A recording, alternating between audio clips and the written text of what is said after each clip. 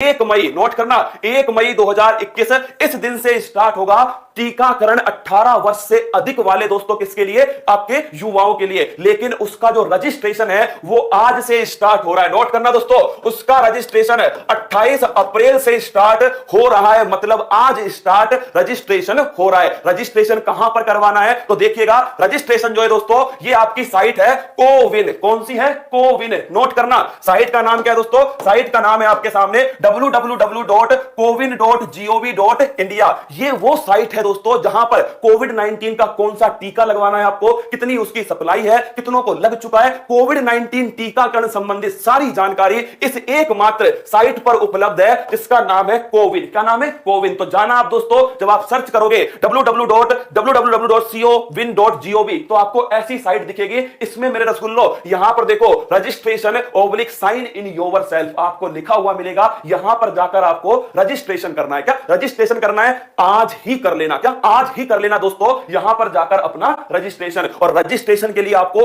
क्या क्या चीज चाहिएगी वो भी नोट कीजिएगा। अगर आप 18 प्लस हैं, 18 से कम है ना, तो दोस्तों अपने आप ये हटा देगा आपको, है ना। अगर आप 18 प्लस हैं तो ध्यान रखना आपको लॉगिन करना है दोस्तों। दूसरा, आपको रजिस्ट्रेशन करना है अपने मोबाइल नंबर से। साथ में आपको प्रूफ के लिए आधार कार्ड है दोस्तों, या ड्राइविंग लाइसेंस है, ड्राइविंग लाइसेंस हो गया, आधार कार्ड हो गया, ये प्रूफ के रूप में आपको उपयोग में लाना है। इसके बाद में दोस्तों ध्यान रखिएगा, आप सभी प्रूफ के लिए उपयोग में लेके आना है इसको, और आपको रजिस्ट्रेशन कर देना है। 1 मई से वैक्सीनेशन स्टार्ट होगा। उसमें ऑप्शन आएगा कि आपको कहां पर वैक्सीनेशन कराना है। आपके आसपास वाले सेंटर के आएंगे दोस्तों ऑप्शन, आपको सेलेक्ट करना है। और एक बार रजिस्ट्रेशन कराने के बाद में पलटना मत मेरे दोस्तों, आगे मत बढ़ाना, क्योंकि समस्या तो है कोविड-19। क्या समस्या तो है? जिसका भी नंबर दोस्तों तब आए तब उसे वैक्सीनेशन करा लेना है। और एक मोबाइल नंबर से, क्या एक मोबाइल नंबर से दोस्तों 4 आप रजिस्ट्रेशन करा सकते हो अपने दोस्तों के साथ में, 4 तक आप करा सकते हो। तो ये दोस्तों आपको ऐप है जिस पर आपको रजिस्ट्रेशन कराना है। और ध्यान रखना, 2 टीके हमारे पास अभी उपलब्ध हैं। एक तो है सक्रिय वैक्सीन और एक है निष्क्रिय वैक्सीन। इसको समझ लेना रसगुल्लो। एक का नाम है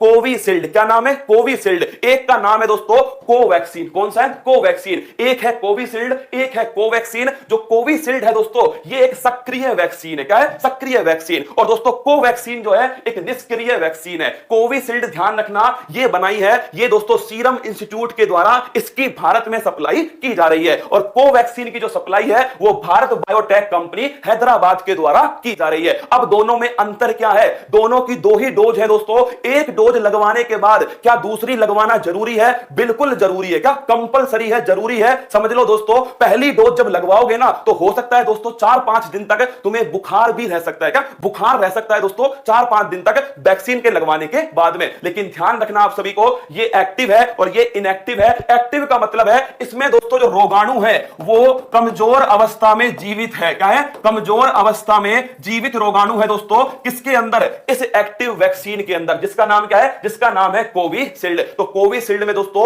ध्यान रखना रोगाणु है जीवित अवस्था में लेकिन बिल्कुल कमजोर अवस्था में। इससे दोस्तों क्या होगा? इससे जैसे ये जाएगा हमारे शरीर में तो हमारे शरीर का जो इम्यूनिटी सिस्टम है, जो प्रतिरक्षा तंत्र है, जो लड़ाई लड़ता है दोस्तों किससे? रोगाणुओं से लड़ाई लड़ता है और हमें दोस्तों स्वस्थ रखता है, वो तुरंत एक्टिवेट होगा। और एक्टिवेट होते दोस्तों वो किस पर अटैक करेगा? वो तो इसे समझेगा क्या कि ये सच में कोविड-19 का रोगाणु है दोस्तों, तो वो सीधा इसके ऊपर अटैक करने वाला है। और जब इसके ऊपर अटैक करेगा तो हमारे शरीर में दोस्तों एंटीबॉडी बनेंगे। क्या बनेंगे? हमारे शरीर में बनेंगे एंटीबॉडी। और तभी तो कहते हैं जो कोविड-19 से ठीक हो गया वो अपना प्लाज्मा डोनेट कर दे, क्योंकि उसके शरीर में बन चुकी है एंटीबॉडी। लेकिन सुन लो, जो गलत फहमी में है, जिन्हें पिछली बार कोविड-19 हुआ था, वो ध्यान रखना उनके दिमाग में क्या है? अब की बार थोड़ी होगा कोविड-19, क्योंकि पिछली बार हो चुका है, एंटीबॉडी बन चुकी है। बिल्कुल गलत अवधारणा है दोस्तों। ध्यान रखना 100 में से केवल 10 लोगों की ही एंटीबॉडी शरीर में बची है, 90 के शरीर में एंटीबॉडी नहीं बची है दोस्तों। इसलिए कह रहा हूं हर किसी को सुरक्षा बरतने की जरूरी है, जिसे हो चुका है उसको और जिसे दोस्तों नहीं हुआ है उसको भी। तो वैक्सीन का उपयोग जरूर करना है। इसमें क्या होगा?